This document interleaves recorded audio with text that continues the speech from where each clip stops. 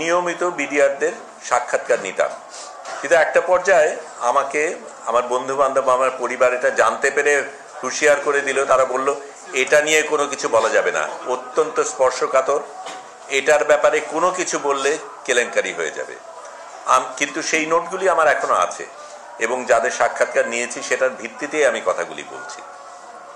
এটা পরিষ্কার যে যেই নিপীড়ক সরকারকে আমরা এত কষ্ট করে হটিয়েছি, এই নিপীড়ক সরকার কিন্তু তার ব্যক্তি স্বার্থে, তার দলের স্বার্থে এই জিনিসটা ঘটিয়েছেন এবং আমাদের দেশকে ক্ষতি করার উদ্দেশ্যে, পার্শ্ববর্তী দেশকে সুযোগ দেওয়ার কারণে, তার প্রতিদ্বন্দ্বীদের দুর্বল করার জন্য এবং আমাদের বলিষ্ঠ একটা আর্মি এবং বিডিআর রয়েছে তাদেরকে দুর্বল করার পেছনেই এই চিন্তাটা ছিল। এবং এটা পরিষ্কার কিভাবে কারা করেছে, তাপস করেছে, তখনকার হোম মিনিস্টার যারা ছিলেন তারা করেছেন এবং আমি তারপরে যারা তদন্ত করেছেন তাদেরও সাক্ষাৎকার নিয়েছি। এবং এটা ঠিক এখন আমি এই কথা বলতে পারছি, তখন বলতে পারতাম না, কিছুদিন আগে 5ই আগস্টের আগে সেই সুযোগ ছিল না, কিন্তু আমার কাছে এটা একেবারে পরিষ্কার।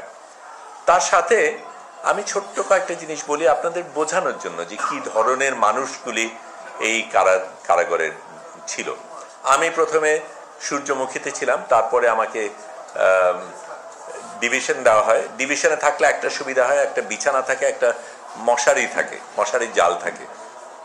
আমার মশারির জালটায় অনেক খুঁটা ছিল, সেখানে রিস্ক নিয়ে একজন, এবং আমি তার কথা বলতেই পারি যে রিয়াদ হোসেন চৌধুরী বিডিআর, তার পিতা রশিদ চৌধুরী থানা জেলা হবিগঞ্জ 312 নম্বর আসামি, উনি লুকিয়ে নিজের রিস্ক নিয়ে আমার মশারিটা নিয়ে যান, মশারিটা মেরামত করেন, ওটা ধুয়ে আবার দিয়ে দেন আমি যাতে মশার কামড় না খাই।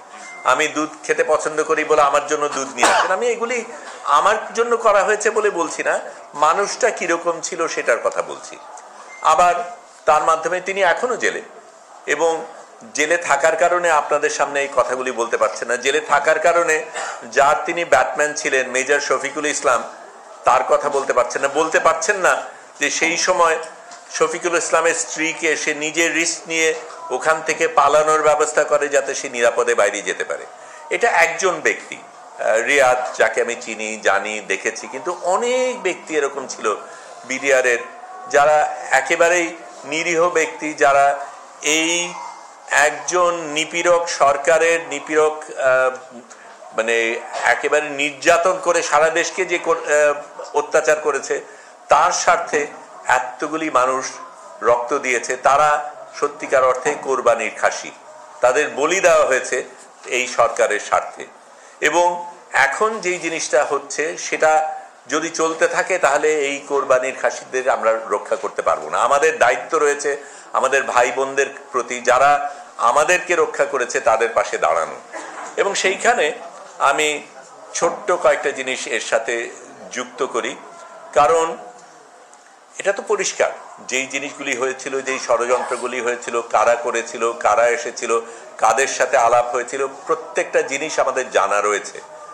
তারপরে আজকে যখন আমরা একটা স্বাধীন বাংলাদেশে দাঁড়িয়ে আছি, যখন আমরা স্বৈরাচারকে হটিয়েছি, যখন আমরা আমাদের আকাঙ্ক্ষার সরকারকে পেয়েছি, তখন সেই পরিস্থিতির মধ্যেও মুশতাক আহমেদ যেভাবে মারা গেছেন, এর আগের ইপিআরের কথা তো আমি বললাম, এতগুলি মানুষকে যারা অত্যাচার করেছে, সেই রকম আজকে যেই ভাই ও বোনেরা হাজতে রয়েছেন একেবারে নির্দোষ, তাদের প্রতি এই অত্যাচার করা হচ্ছে, এটা কি করে সহ্য করব? আমি জানি, কারণ আমি নিজে ভুক্তভোগী। আমি জানি আমার ক্ষেত্রে কি করা হয়েছিল, কিভাবে নিপীড়ন করা হয়েছিল, কিভাবে মিথ্যা কথা বলা হয়েছিল, কিভাবে আদালতে মিথ্যা কথা বলা হয়েছে। এমনকি স্বয়ং জজ নিজেই বলেছেন যে এফআইআরে যেই জিনিসগুলি বলা হচ্ছে তার একটারও কোনো প্রমাণ নেই।